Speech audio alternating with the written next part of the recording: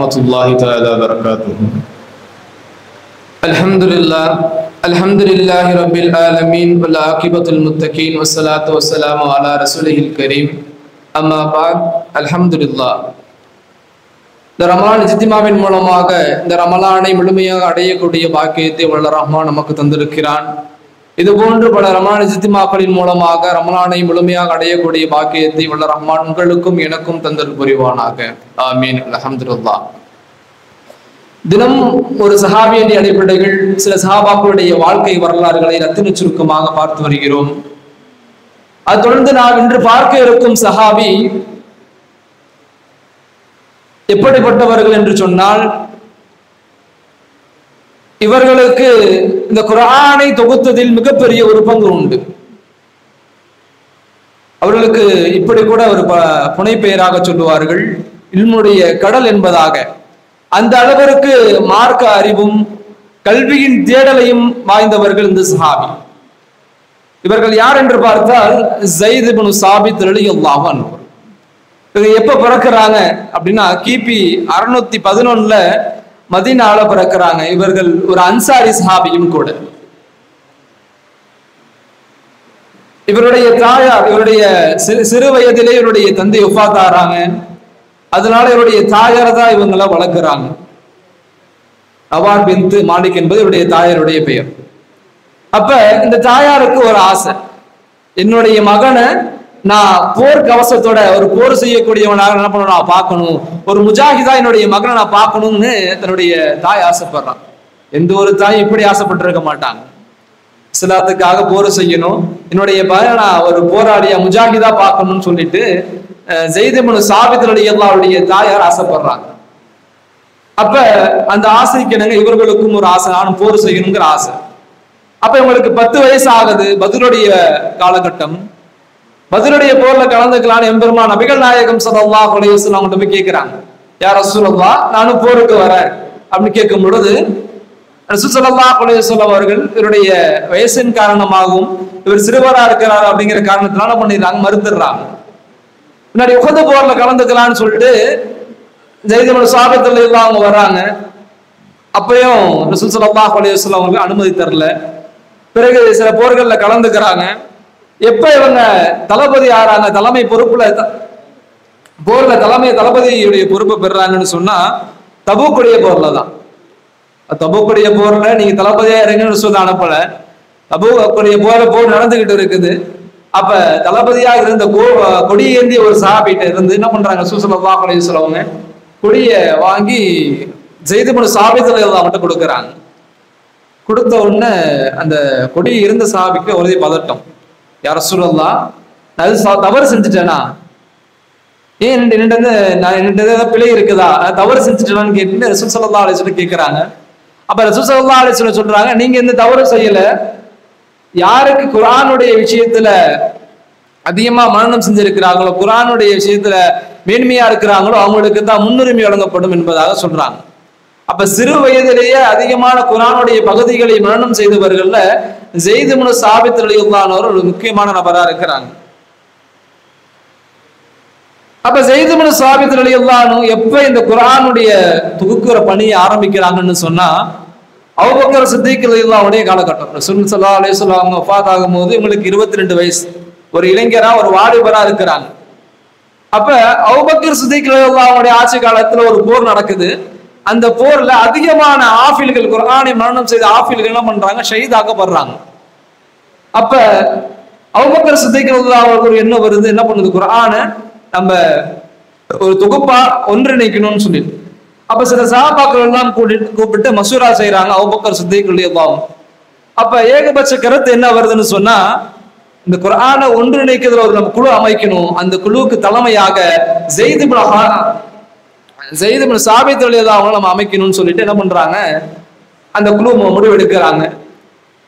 அப்ப ஸைத் இப்னு ஸாபித் ரலியல்லாஹு அன்ஹு சொல்றாங்க, இந்த பொறுப்பு என்ன பண்ணுது, அபூபக்கர் சித்திக் ரலியல்லாஹு அன்ஹு மூலமா ஸைத் இப்னு ஸாபித் ரலியல்லாஹு அன்ஹுக்கு வந்துருது. அப்ப ஸைத் இப்னு ஸாபித்துடைய மனநிலை என்னன்னு சொன்னா, அவங்களுடைய மனநிலை என்னன்னு சொன்னா அவங்க சொல்லி காட்டுறாங்க, இந்த மலையை நான் இடம் பெருக்கணும், இந்த மலையை நான் எடுத்து என்ன பண்ணும், பக்கத்து இடத்துல நவர்த்தணும்னு சொன்னா கூட என்ன பண்ணிருப்பேன், நான் செஞ்சிருப்பேன், அது எனக்கு இலகுவாக இருக்கும். ஆனா அந்த குர்ஆனை தொகுப்பு என்பது எனக்கு மிகவும் கடினமாக இருந்தது என்பதாக ஸைத் இப்னு சாபித் ரலியல்லாஹு அன்ஹு சொல்றாங்க. அப்ப இந்த குர்ஆனுடைய தொகுப்புடைய ஆரம்ப கட்ட வேலைகள் என்ன பண்றாங்க, ஆரம்பிக்கிறாங்க. இப்ப நம்ம ஒரு கிதாபை தொகுக்கிற மாதிரியோ ஒரு நூலை எழுதுற மாதிரி தொகுக்கிற மாதிரியான விஷயங்கள் கிடையாது. என்ன பண்ற, சிஸ்டத்துல உட்காந்து காப்பி பேஸ்ட் பண்ணக்கூடிய விஷயங்கள்லாம் கிடையாது. குர்ஆனை தொகுக்கக்கூடிய விஷயம். அப்ப சஹாபாக்கள் எப்படி குர்ஆனை வச்சிருந்தாங்கன்னு சொன்னா, ஓலைகளிலும் ஒட்டகத்துடைய எலும்புகளிலும் எழுதி வச்சிருந்தாங்க. அப்போ ஒரு சஹாபிட்ட ஃபர்ஸ்ட் என்ன பண்ண, அது குர்ஆனுடைய ஆயத்தை கேட்கணும், அதை கேட்டு அதை என்ன பண்ணணும், ப்ராப்பரா எழுதணும், அது உண்மையாவே குர்ஆனுடைய ஆயத்து தான் சொல்லிட்டு என்ன பண்ண, அதை உறுதிப்படுத்தணும். இப்படி குர்ஆனை தொகுக்கக்கூடிய வேலைகளில் மிகப்பெரிய வேலையாக இருந்துச்சு. ஒரு சஹாபிட்ட குர்ஆனுடைய ஆயத்து இருக்குதுன்னு சொன்னா அதை என்ன பண்ணணும், அவரு ஏதோ ஒட்டகத்துடைய எலும்புலையோ இல்ல ஓலைச்சுவடிகளையோ அவர் என்ன பண்ணிருப்பாரோ அதை எழுதி வச்சிருப்பாரு.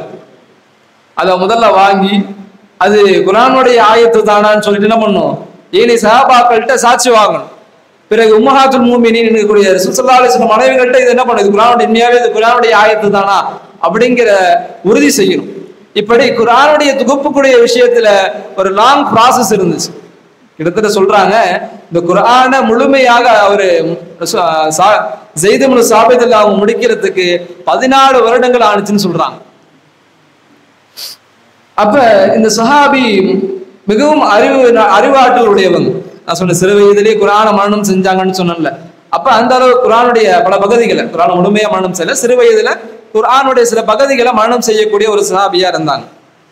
அப்ப மொழி ஆற்றல் இவங்களுக்கு எந்த அளவுக்கு இருந்துச்சுன்னு பார்த்தோம்னு சொன்னா, யகூதிகளுடைய இடத்துல இருந்து ரசூல் ஸல்லல்லாஹு அலைஹி வஸல்லம் அவங்களுக்கு நிறைய கடிதங்கள் வரும், லெட்டர்ஸ் வரும். அப்ப ரசூல் ஸல்லல்லாஹு அலைஹி வஸல்லம் ஸைத் இப்னு சாபித் ரலியல்லாஹு அவங்களை அழைச்சிட்டு கூப்பிட்டு சொன்னாங்க, உங்களுக்கு யகூதிகளுடைய மொழி தெரியுமான்னு கேட்கிறாங்க. இல்லையா ரசூலல்லாஹ், எனக்கு தெரியாது. அப்ப ஸைத் இப்னு சாபித் ரலியல்லாஹு அவங்களுக்கு சொல்றாங்க, அப்ப நீங்க யகூதிகளுடைய மொழியை கத்துக்கங்களேன் அப்படின்னு சொல்லும் போது இவங்க என்ன பண்றாங்க, வெறும் 14 நாட்கள்ல என்ன பண்றாங்க, யகூதிகளுடைய மொழியை கத்துக்கிறாங்க. பொதுவா நம்ம பாக்குறது உண்டு, அது 30 நாள்ல இங்கிலீஷ் படிச்சிடலாம், 30 நாள்ல ஹிந்தி பேசலாம், 30 நாள் ரஷ்யா பேசலாம், நம்ம புக்ஸ் எல்லாம் பாக்குறது உண்டு. ஆனா 30 நாள்ல சரளமாக பேச முடியுமான்னு கேட்டா ஒரு உறுதி இல்லாத ஒன்றுதான். ஆனா வெறும் 14 நாட்களிலே ஒரு மிக பெரும் மொழி ஆற்றல் அந்த மொழியில இருக்கக்கூடிய அளவுக்கு என்ன பண்ணாங்க, ஸைத் இப்னு சாபித் ரலியல்லாஹு அவங்க அந்த மொழியை கத்துக்கிட்டாங்க. அப்புறம் சில நாட்கள் கழித்து ரசூல் ஸல்லல்லாஹு அலைஹி வஸல்லம் கேட்கிறாங்க, உங்களுக்கு சுரியானி மொழி தெரியுமா அப்படின்னு கேட்கும் போது, இல்லையா சொல்ல, எனக்கு சுரியானி மொழி தெரியாது. அப்ப அந்த மொழியை கத்துங்களேன் அப்படின்னு அனுப்புறாங்க. வெறும் 17 நாட்களில் சுரியானி மொழியை கத்துக்கொண்டாங்க. அந்த அளவுக்கு இல்மின் மீது தேட்டமுடையவர்களாக ஸைத் இப்னு சாபித் ரலியல்லாஹு அவங்க இருக்கிறாங்க. அப்ப சொல்றாங்க, ஸைத் இப்னு சாபித் ரலியல்லாஹு அவங்க சொல்றாங்க, ரசூல் ஸல்லல்லாஹு அலைஹி வஸல்லம் அவர்கள் மற்ற மொழியுடையவர்களுக்கு கடிதம் எழுதுறதா இருந்தா நான் தான் எழுதுவேன். ரசூல் ஸல்லல்லாஹு அலைஹி வஸல்லம் மொழியில் வரக்கூடிய கடிதங்களை நான் தான் படிச்சு ரசூலுல்லாஹி ஸல்லல்லாஹு அலைஹி வஸல்லம் அவங்களுக்கு சொல்லுவேன், இவர்களுக்கு இப்படியும் பேர் உண்டு, தர்ஜுமத்துர் ரசூல் என்பதாக பேர் உண்டு. நம்ம ஏற்கனவே பார்த்தோம், தர்ஜுமத்துல் குர்ஆன் என்று யாரை சொன்னோம், இப்னு அப்பாஸ் அவங்களுக்கு அந்த பேர் உண்டு. இவர்களுக்கு என்ன பேருன்னு சொன்னா தர்ஜுமத்துர் ரசூல், ரசூலுல்லாஹுடைய டிரான்ஸ்லேட்டர் என்பதாக இவர்களுக்கு ஒரு பட்டமும் உண்டு. அப்ப இவங்க எப்ப வஃபாத் ஆறாங்க அப்படின்னு சொன்னா, இவங்களுக்கு நீண்ட ஆயுள் அல்லாஹ் கொடுக்கறான். கிட்டத்தட்ட 50 ஆண்டுகள் வாழ்றாங்க. கிபி 655 மதீனாவுல அவங்க வஃபாத் ஆறாங்க.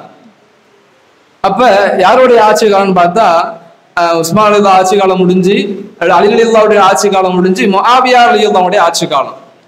அப்ப இவங்க வஃபாத் ஆறாங்க. இப்ப இவங்களுடைய வஃபாத்திற்கு அபூ ஹுரைரா ரலியல்லாஹு வராங்க, அடக்கம் செய்யறதுக்கு வராங்க. அப்ப சொல்லி காட்டுறாங்க, இல்முடைய கடலா இருக்கக்கூடிய ஒரு நபர் வஃபாத் ஆயிட்டாரு, இல்முடைய கடல் வஃபாத் ஆயிடுச்சு என்பதாக சொல்லி காட்டுறாங்க. அந்த அளவுக்கு இல்முடைய விஷயத்தில் அவர்கள் ஆர்வமாகவும் மார்க்க மேதையாகவும் திகழ்ந்தார்கள். குர்ஆனுடைய விஷயத்துல மிகவும் ஆர்வத்துடன் இருந்தார்கள். ஒரு முறை என்ன நடக்குதுன்னு சொன்னா, இவங்க என்ன பண்றாங்க, ஒட்டகத்துல அமர்ந்திருக்கிறாங்க. யாரு, ஸைத் இப்னு சாபித் ரலியல்லாஹு அவங்க. அப்ப இவங்களுடைய ஒட்டகத்துடைய கடிவாளத்தை யாரும் பிடிச்சிருக்க மாதிரி ஒரு கூனி குறுகி ஒரு வேலைக்காரர் எப்படி இருப்பார் ஒரு எஜமானுக்கு மத்தியில, அந்த மாதிரி ஒருத்தர் பிடிச்சிருக்கிறார். யாருன்னு பார்த்தோம்னு சொன்னா இப்னு அப்பாஸ் ரலியல்லாஹு, அப்துல்லா இப்னு அப்பாஸ் ரலியல்லாஹு அவங்க பிடிச்சிருக்கிறாங்க. இதை பார்த்துட்டு உடனே என்ன பண்றாங்க, ஸைத் இப்னு சாபித் ரலியல்லாஹு அவங்க இறங்கிடுறாங்க. ஏன் நீங்க எப்படி பண்றீங்க? நீங்க ரசூலுல்லாஹ்வுடைய சச்சாவுடைய மகனாச்சு, ரசூலுல்லாஹ்வுடைய குடும்பத்தினராச்சு, நீங்க ஏன் இப்படி என்னுடைய ஒட்டகத்தினுடைய கடிவாளத்தை பிடிக்கணும்னு கேட்கும் பொழுது, எங்களுடைய சஹாபாக்களுக்கு மத்தியில ஒரு மார்க்கு மீதிய ஒரு கல்வியுடைய கடனை நாங்க இப்படிதான் மரியாதை செய்வோம்னு சொல்றாங்க. இவங்க செய்து சாபித்துள்ள அவங்களுடைய கரத்தை பிடிச்சு முத்தம் கொடுத்து அவங்களுக்கு மரியாதை செய்யறாங்க என்பதாக வரலாற்றை நம்ம பார்க்கிறோம். அப்ப இவங்களுடைய ஆயுள் காலத்தை ஃபுல்லாவே குர்ஆனுக்காக அர்ப்பணித்தவர்கள் என்று சொல்லக்கூடிய அளவுக்கு ஸைத் சாபித்துள்ள தானும் குர்ஆனும் என்று இணைத்துக் கொண்டார்கள். மிகவும் மொழிக்குரிய விஷயத்துல பல மொழிகளை கற்றறிந்தார்கள் என்பதாக நம்ம பார்க்கிறோம். இப்படி அதிகமான சஹாபாக்களுடைய வரலாற்றின் பார்ப்பதன் மூலமாக ஈமானுடைய உறுதியும் ஈமானிலே வலுவாகக்கூடிய பாக்கியத்தையும் அல்லாஹ் ரஹ்மான் உங்களுக்கும் எனக்கும் தந்தல் புரிவானாக. வாஹிர் தவானா அல்ஹம்துலில்லாஹி ரப்பில் ஆலமீன். அஸ்ஸலாமு அலைக்கும் வரஹ்மத்துல்லாஹி தஆலா வபரகாத்துஹு.